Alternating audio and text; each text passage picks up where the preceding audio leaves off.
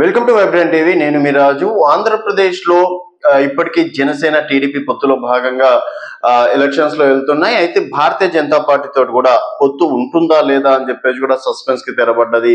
అదే విధంగా ఈరోజు చంద్రబాబు నాయుడు గారు, పవన్ కళ్యాణ్ గారు అమిత్ షా తోటి భేటీ కావడం అనేది కూడా జరుగుతుంది. సో మొత్తానికి భారతీయ జనతా పార్టీ అయితే ఆంధ్రప్రదేశ్ లో దాదాపు 5 నియోజకవర్గాలు, అసెంబ్లీ నియోజకవర్గాలు, 3 పార్లమెంట్ నియోజకవర్గాలు అడిగే అవకాశాలు ఉన్నట్టు కూడా తెలుస్తుంది. 2014లో కూడా ఈ విధంగానే పొత్తు పెట్టుకోవడం, తర్వాత టీడీపీ, జనసేన, భారతీయ జనతా పార్టీ ప్రభుత్వం రావడం అనేది జరిగింది.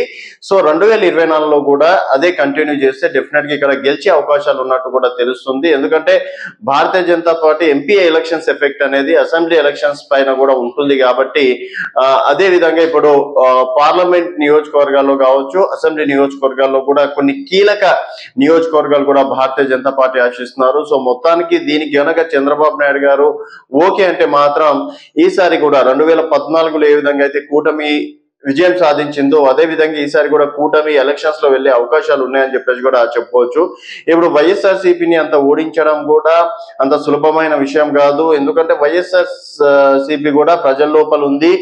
జగన్ నవరత్నాల పథకాలు కూడా గ్రామ స్థాయిలో వెళ్ళడం అనేది కూడా కొంతమేర జగన్ ప్రభుత్వానికి అవి పాజిటివ్ గా కలిసి వచ్చే అంశంగా కూడా చెప్పుకోవచ్చు.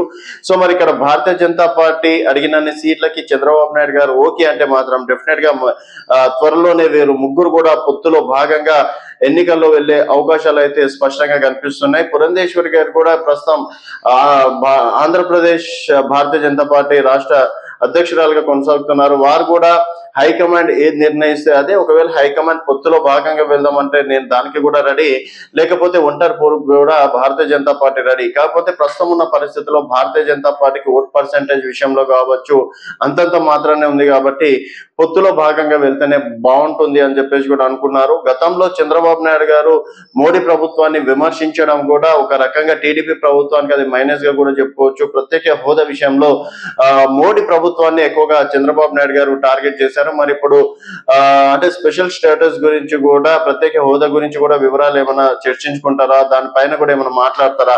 అండ్ ఇండియా కూటమి కూడా ఇప్పటి వరకు స్పష్టమైన అంటే స్పష్టంగా కూడా ఎటువంటి హామీ ఇవ్వలేదు అని చెప్పేసి కూడా చెప్పుకోవచ్చు. అండ్ ప్రస్తుతం అంటే గతంలో మళ్ళీ డికే శివకుమార్ తోటి కూడా చంద్రబాబు నాయుడు గారు మంతనాలు జరిపారు.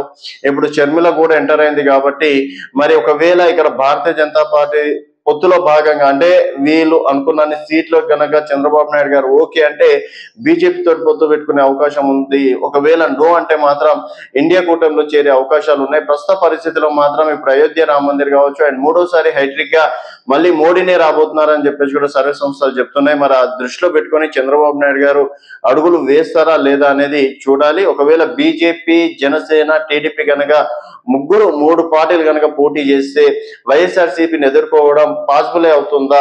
అండ్ మరోసారి ఆంధ్రప్రదేశ్ రాజకీయాల్లో మళ్ళీ 2014 రిపీట్ అవుతుందా?